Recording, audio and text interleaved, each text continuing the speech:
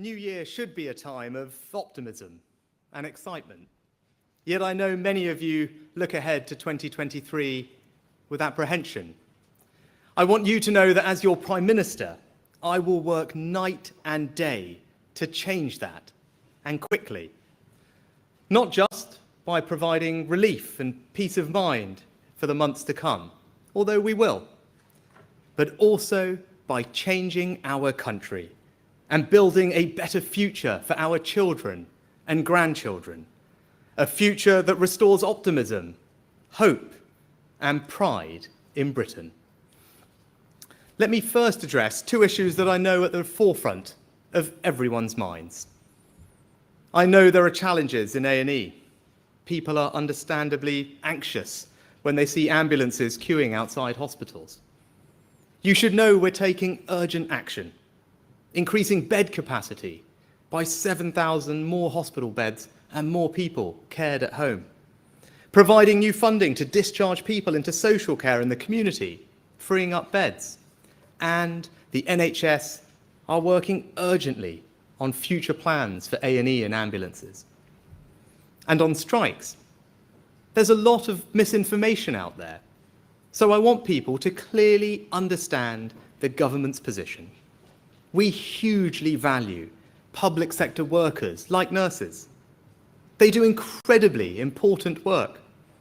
And that's why we want a reasonable dialogue with the unions about what's responsible and fair for our country. And in the coming days, we will update you on the government's next steps. Today, I want to make a simple commitment. This government will always reflect the people's priorities.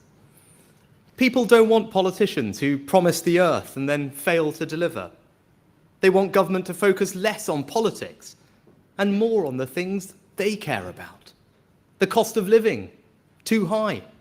Waiting times in the NHS, too long. Illegal migration, far too much. I think people do accept that many of these challenges are, at least in part, the legacy of COVID and impacted by the war in Ukraine. But that's not an excuse. We need to address these problems, not just talk about them. And since I became Prime Minister, we've made progress, stabilised the economy and people's mortgage rates, provided £26 billion of support for the cost of living, invested billions more in schools, the NHS and social care, deepened ties with allies around the world on everything from Ukraine to our collective economic security, continued our unwavering support for the armed forces in their efforts to keep us safe, and set out a concrete plan to stop the boats and tackle the unfairness of illegal migration. But of course, we need to do more.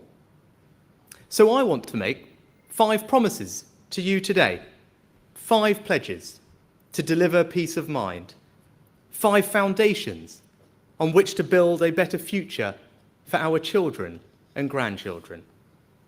First, we will halve inflation this year to ease the cost of living and give people financial security. Second, we will grow the economy, creating better paid jobs and opportunity right across the country. Third, we will make sure our national debt is falling so that we can secure the future of public services. Fourth, NHS waiting lists will fall and people will get the care they need more quickly.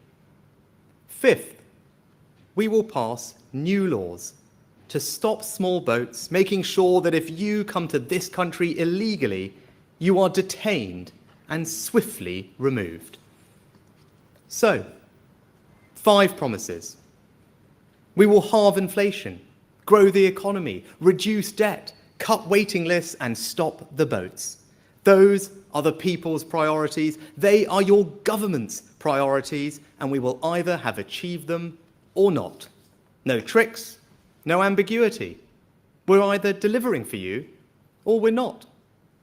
We will rebuild trust in politics through action or not at all.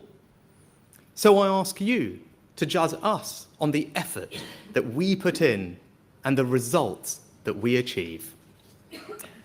Now, these 5 promises are the people's priorities, so they're my immediate priorities too. But they're not the limit of my ambitions for our country. They're the foundation.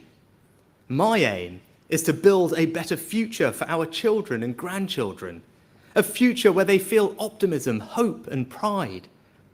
And to realize that vision, we need to change our mindset. Now, politicians talk a lot about change, but the truth is, no government, no prime minister can change a country by force of will or diktat alone. Real change isn't provided, it's created. It's not given, it's demanded, not granted, but invented. The choices we make as individuals, as workers, business owners, parents, all add up to something far greater. And if we're honest, change also requires sacrifice and hard work.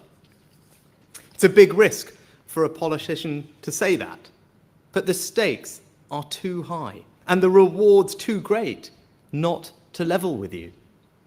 So change is hard. It takes time, but it is possible. And we know that because we've done it before. During COVID, we protected millions of people's jobs and businesses, a record I'm proud of. And we know it's possible because you can see change happening. You can feel it. Just look at our state schools, empowered by reform in some of the most deprived parts of the country, producing some of the best results. Those teachers and pupils work hard and make sacrifices because they know that what they are doing is bigger than themselves. They demand, inspire, and deliver excellence. And their ethos of excellence can become the animating spirit of our nation. Inspired by them, together we can change our country's character. We can reverse the creeping acceptance of a narrative of decline, reject pessimism and fatalism, refuse limits on our aspirations. And to do that, we need to have the imagination and confidence to do things differently and better. The vision to do today what is needed for tomorrow. In other words, we need to change the way our country works. That requires a change in mindset. What does that mean in practice? It means a more innovative economy, stronger communities and safer streets, a world-class education system, an NHS built around patients, and a society that truly values the family. In all these areas and more, we must have the courage to change, to think bigger, strive for excellence, not give up when things get tough. And if we can do that, then we really can build a better future. In the coming months, I will set out our plans in each of these areas, but let me set the direction today. A better future is one where our economy is growing faster so that everybody, everywhere across our union has new opportunities for better paying good jobs. And the change we need is to put innovation at the heart of everything we do. An ethos embodied by so many of the fantastic businesses right here at Plexel. Now, some people think innovation is about gadgets and geekery, a nice to have, peripheral to growth compared to the traditional levers of tax and spend. But that is exactly the mindset that we need to change. Let me tell you why innovation is so important. Over the last 50 years, it was responsible for around half of the UK's productivity increase. New jobs are created by innovation. People's wages increased by innovation. The cost of goods and services reduced by innovation, and major challenges like energy security and net zero will be solved by innovation. The more we innovate, the more we grow. And the world is seeing an incredible wave of scientific and technological change. So right now, the most powerful way to achieve higher growth is to make sure the UK is the most innovative economy in the world. And that's why we're increasing public funding in R&D to £20 billion to enhance our world-leading strengths in AI, life sciences, quantum, fintech and green technology, seizing the opportunities of Brexit to ensure our regulatory system is agile and pro-innovation, making sure entrepreneurial and fast-growing companies get the finance they need to expand, spreading a culture of creative thinking and doing things differently across every part of the UK. If we're going to deliver this better future, people will have to work hard. But I believe good, well-paid jobs are about more than just financial security. They give people purpose, confidence, dignity, the chance to build a better life from themselves. But I also believe that if you work hard and play by the rules, you should be rewarded. And which is why, as soon as we can, the government will reduce the burden of taxation on working people. And it is staggering that at a time when businesses are crying out for workers, a quarter of our labour force is inactive.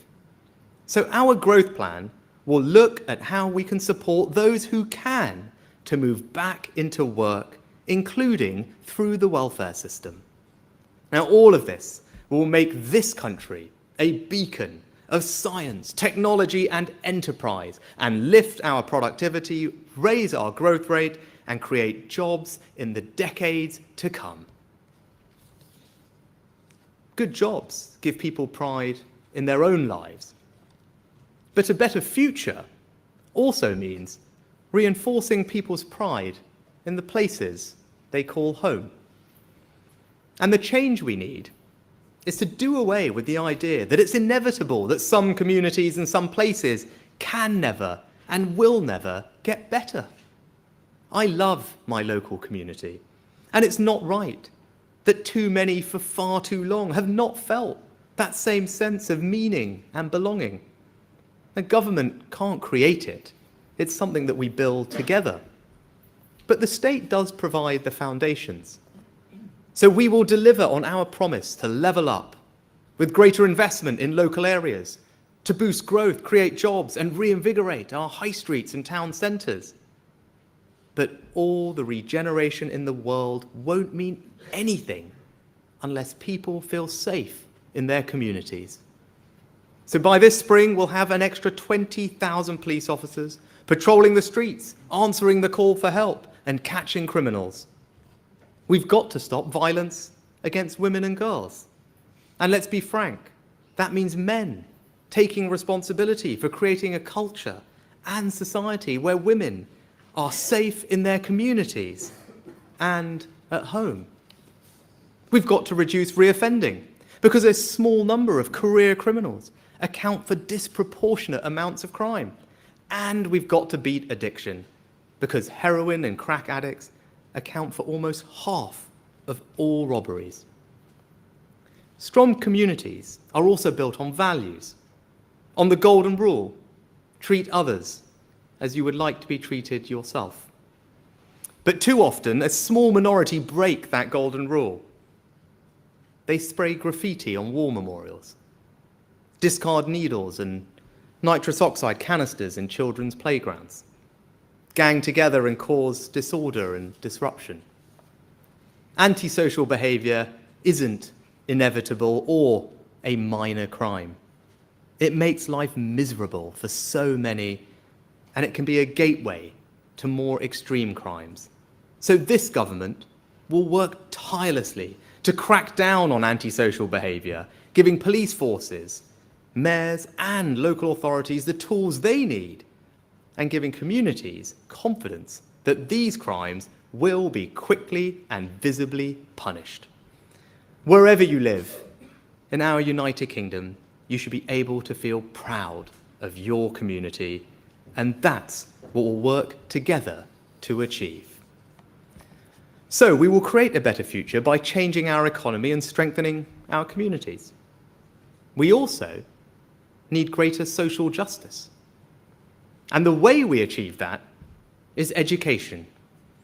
This is personal for me. Every opportunity I've had in life began with the education I was so fortunate to receive. And it's the single most important reason why I came into politics, to give every child the highest possible standard of education. Thanks to the reforms we've introduced since 2010 and the hard work of so many excellent teachers, we've made incredible progress. But with the right plan, the right commitment to excellence, I cannot see any reason why we can't rival the best education systems in the world. To do that, yes, we'll need to fix the damage of COVID, especially for our youngest pupils.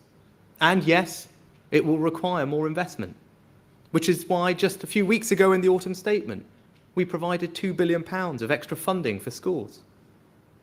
But that's not the limit of our ambitions. We're not content with just catching up. First, we need to support good teaching and spread best practice with a plan to improve attainment in primary schools. Next, we need to stop seeing education as something that ends age 18 or that sees university as the only option, with more technical education, lifelong learning and apprenticeships. And one of the biggest challenges in mindset we need in education today is to reimagine our approach to numeracy. As Chancellor, I introduced Multiply, a new program to give hundreds of thousands of adults the opportunity to get the basic numerical skills they need. But we're one of the few countries not to require our children to study some form of maths up to the age of 18. Right now, just half of all 16 to 19-year-olds study any maths at all. Yet in a world where data is everywhere and statistics underpin every job, letting our children out into that world without those skills is letting our children down. So we need to go further. I am now making numeracy a central objective of our education system. Now, that doesn't have to mean a compulsory A-level in maths for everyone, but we will work with the sector to move towards all children studying some form of maths to 18. Just imagine what greater numeracy will unlock for people. The skills to feel confidence with your finances, to find the best mortgage deal or savings rate. The ability to do your job better and get paid more, and greater self-confidence to navigate a changing world. Improving education is the closest thing to a silver bullet there is. It's the best economic policy, the best social policy, the best moral policy, and that's why it's this government's policy.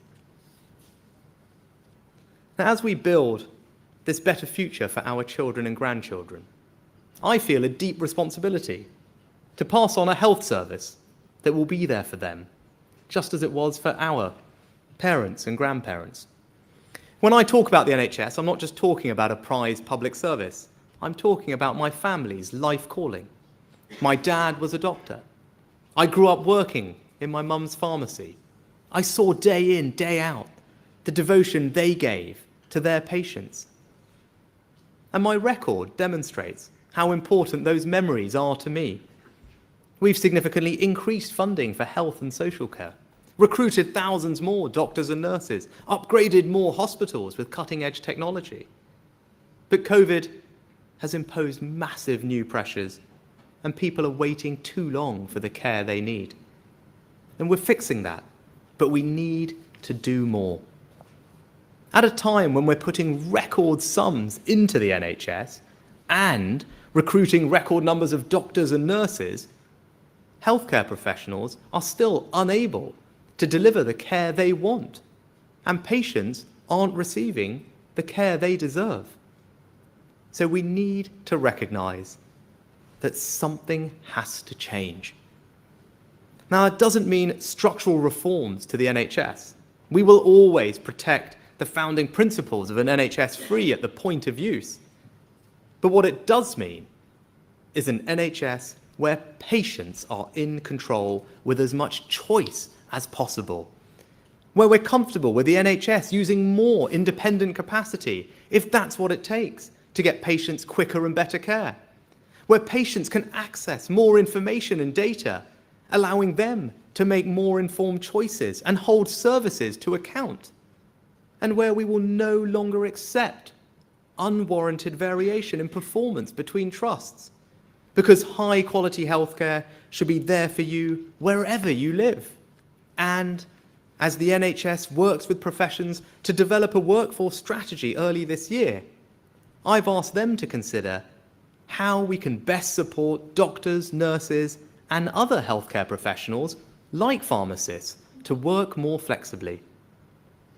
We all share the same objective when it comes to the NHS: to continue providing high-quality, responsive healthcare for generations to come, and that's what we're going to deliver.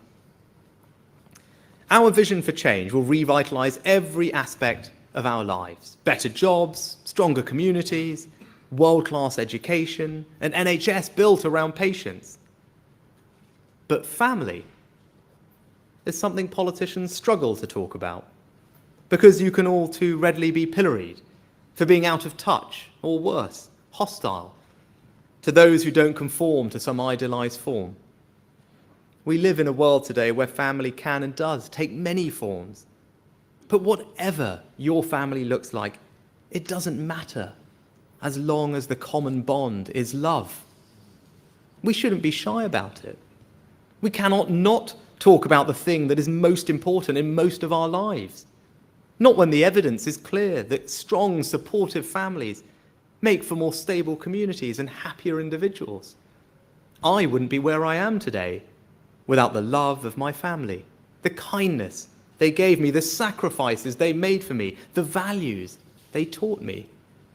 I learned from them the virtues of hard work and self-improvement, the importance of treating others with respect, the value of service, of how a community relies on people going above and beyond what they are required to do. Today, it is the love of my wife and children that sustains me in the most difficult moments in this job. Family matters. We need to support parents to manage the demands of modern workplaces without weakening the irreplaceable bonds of family life. And we're going to roll out family hubs to offer parents the support they need to raise a child. Because I believe deeply that family, not just government, can help us answer the profound questions we face as a country. When it comes to health, family cares for us when we were sick and old. Family teaches us values in education. When it comes to community, family guides us in right and wrong. And that's why family runs right through our vision of a better future. When I first spoke to you as Prime Minister, I stressed that trust was not given, but earned. I hope that in these first few weeks in the job, I have begun to earn your trust.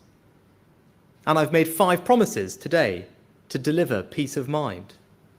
We will halve inflation, grow the economy, reduce debt, cut waiting times, and stop the boats. But I know this is just the start of what we need to do to build a better Britain together. As well as peace of mind today, this afternoon I've also set out a vision for a better future for our children and grandchildren. Now, we're not going to get there overnight, or even in this Parliament, but this is the journey we are on. And despite all the challenges we face, all the anxieties that people feel, I know we can get there. Others may talk about change. I will deliver it. I won't offer you false hope or quick fixes, but meaningful, lasting change. I want people to feel something that they do not always feel today, a belief that public services work for them, a knowledge that if you work hard in the good times, the state will be there for you during the bad, a hope that the world will be better for their children than it was for them, a sense of belonging in the place they call home. I guarantee that your priorities will be my priorities.